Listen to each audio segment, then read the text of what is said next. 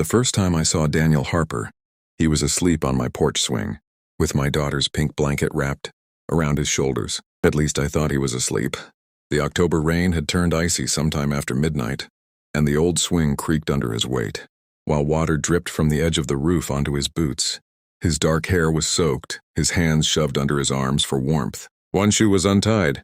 His face looked pale in the porch light, exhausted in a way that had nothing to do with sleep. I almost called the police. Instead, I opened the front door a little wider and said, "Excuse me." His eyes opened instantly, alert, frightened, not dangerous, just embarrassed.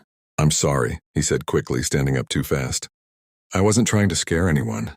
I just needed somewhere dry for a few minutes." My daughter Emma appeared beside me before I could stop her, clutching her stuffed rabbit against her chest. She looked up at him with huge brown eyes. Then she asked the question that changed all our lives.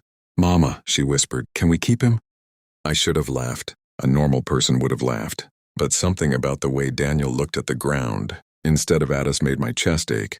I had spent most of my adult life learning how to recognize men who carried storms inside them. My ex-husband carried rage like gasoline. Every room he entered eventually caught fire.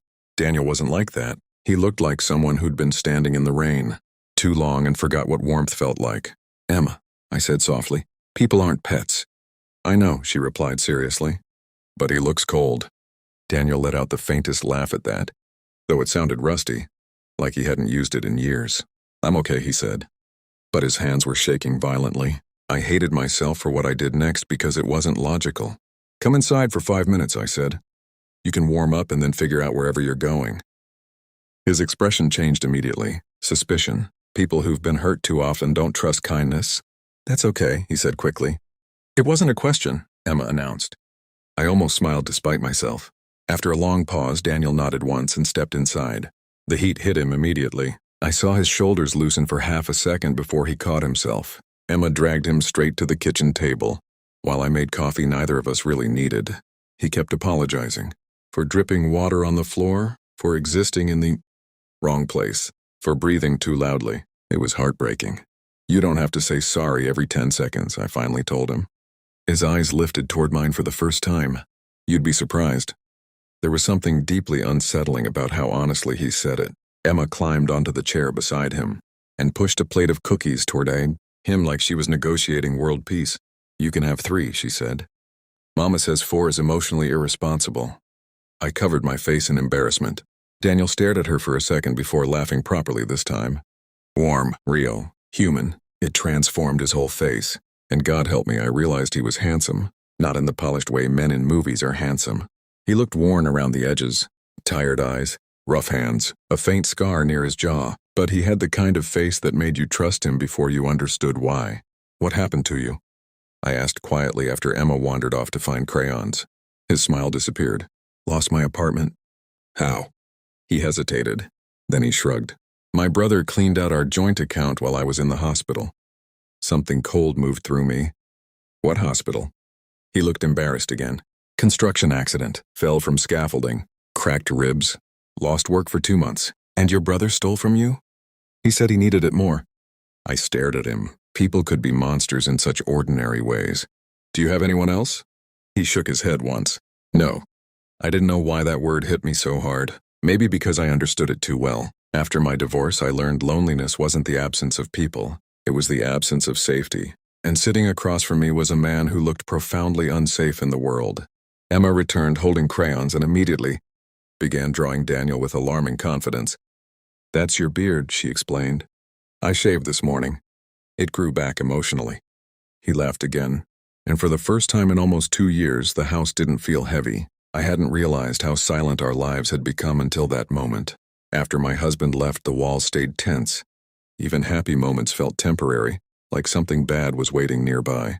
But Daniel's presence felt strangely gentle, careful, like he knew exactly how much damage people could do to each other and had sworn never to become part of it.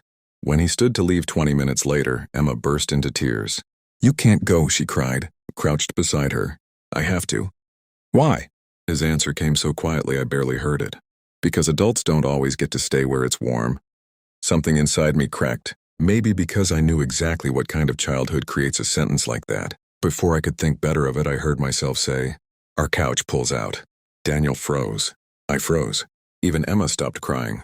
"What?" he whispered. "You can stay one night," I said quickly. "Just until the rain stops." His eyes filled so suddenly it startled me. Not dramatic tears, just silent devastation. Like kindness hurt him more than cruelty, because he didn't know what to do with it anymore. "I can pay you back," he said immediately. "You don't even have dry shoes." "I mean, eventually." I looked at him for a long moment. Then I said the truest thing I had felt in years. Sometimes people need help before they deserve it. He stared at me like nobody had ever spoken to him that way before. That night after Emma fell asleep, I found him standing alone in the kitchen, staring out the window. "You okay?" I asked. He nodded too fast. Then after a pause, he admitted, "I forgot what a normal house sounds like." "What does that mean?" He swallowed hard. "No screaming." I didn't ask questions after that. I didn't need to. Pain recognizes pain. Over the next few days, Daniel stayed longer than either of us intended. Then longer than we admitted. He fixed the broken cabinet under my sink without being asked, repaired Emma's bicycle, cooked breakfast one morning because he noticed I skipped meals when stressed. He moved through our lives carefully, like he was afraid to leave fingerprints. Emma adored him instantly, and honestly, that terrified me. Because children don't understand temporary people. They love with their whole bodies. One evening, I found them asleep together on the couch during a thunderstorm. Emma curled against his chest while he held her protectively even in sleep. I stood there for a long time watching them. Something dangerous was happening to my heart. Not fast, not dramatic, slow, like winter melting. Daniel noticed me eventually and carefully sat up without waking Emma. "Sorry," he whispered. She climbed on me. "You say sorry for beautiful things too much." His expression changed at that, softened. Then he said quietly, "Nobody's ever called me beautiful before." I wish I could explain what that did to me. How heartbreaking it is when a grown man says something like that honestly. Weeks passed. Then months. Daniel found work at a local garage. Emma started drawing pictures with 3 people instead of 2, and I started realizing I looked for him the second I walked into any room. It terrified me because love had once nearly destroyed me. My ex-husband used affection like a leash. Every compliment came with ownership attached. But Daniel never demanded space inside our lives. He earned it gently. One evening, while Emma slept upstairs, we sat on the porch wrapped in blankets against the cold. "You know," he said quietly, "I should probably leave soon." The words hit me harder than they should have. "Why?" "Because people like me become burdens eventually." I turned toward him sharply. "Who told you that?" He stared ahead silently, and suddenly I understood. Not one person. Everyone. His whole life. "You're not a burden," I said firmly. He laughed softly without humor. "You don't know how heavy I can get." I moved before I could overthink it. I took his hand. The moment our skin touched, he stopped breathing.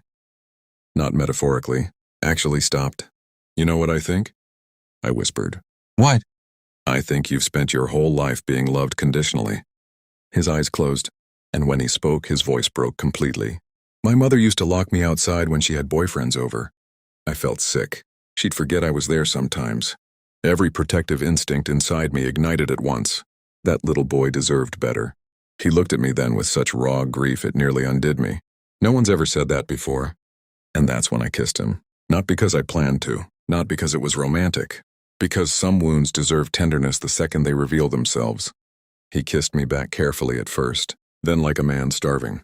Not for desire, for safety. When we pulled apart, he rested his forehead against mine and whispered something that shattered me. I've never felt wanted before. Not loved, wanted. Like his existence itself had always been negotiable. I cried after he fell asleep that night, quietly, alone in the bathroom, because I realized how many people walk through life believing they are temporary, replaceable, too damaged to keep. A week later, everything nearly fell apart. His brother showed up at the house drunk and furious. "You think you can hide from me?" he shouted from the yard. Emma started crying instantly upstairs. Daniel went pale. I saw fear on his face for the first time. Real fear, not for himself, for us. "I'll leave," he said immediately. "I'll go right now." "No. He'll keep coming back." "No," I repeated firmly. His brother stormed toward the porch before I stepped directly between them. "You need to leave my property." The man laughed cruelly. "You don't know who he is." I looked straight at Daniel. "Yes," I said calmly, "I do." And I realized I meant it. I knew who he was when nobody was watching. Gentle, patient, kind. The world breaks men like that first. His brother sneered. "He's worthless." Before I could speak, Emma appeared behind me, clutching her rabbit. No, he's not. Everyone froze. My daughter looked directly at Daniel with tears in her eyes. He makes pancakes shaped like dinosaurs. Silence. Then she whispered the sentence that destroyed every wall, left standing around his heart. And he stays when people cry. Daniel broke completely. Not loudly, not dramatically, just tears sliding down his face like he'd been holding them back his entire life. His brother left eventually, but Daniel collapsed onto the porch afterward, shaking so badly I thought he might fall apart entirely. I knelt beside him. "Look at me," I whispered. He couldn't. "I'm scared," he admitted. "Of what?" "That one day you'll realize he's right." I took his face in my hands. "Daniel," I said carefully, "do you know what my daughter asked me the first night she met you?" A broken laugh escaped him. She asked if she could keep me. "Yes." I smiled through tears, and I think she already did. He cried harder after that. So did I, because sometimes love isn't fireworks or grand speeches. Sometimes it's simply finding someone who stays gentle after life gave them every reason not to be. 2 years later, Emma still tells people her greatest accomplishment was rescuing a freezing man from our porch swing. Daniel always corrects her. "No," he says quietly while looking at me. "You rescued me long before that." Did you like this feature?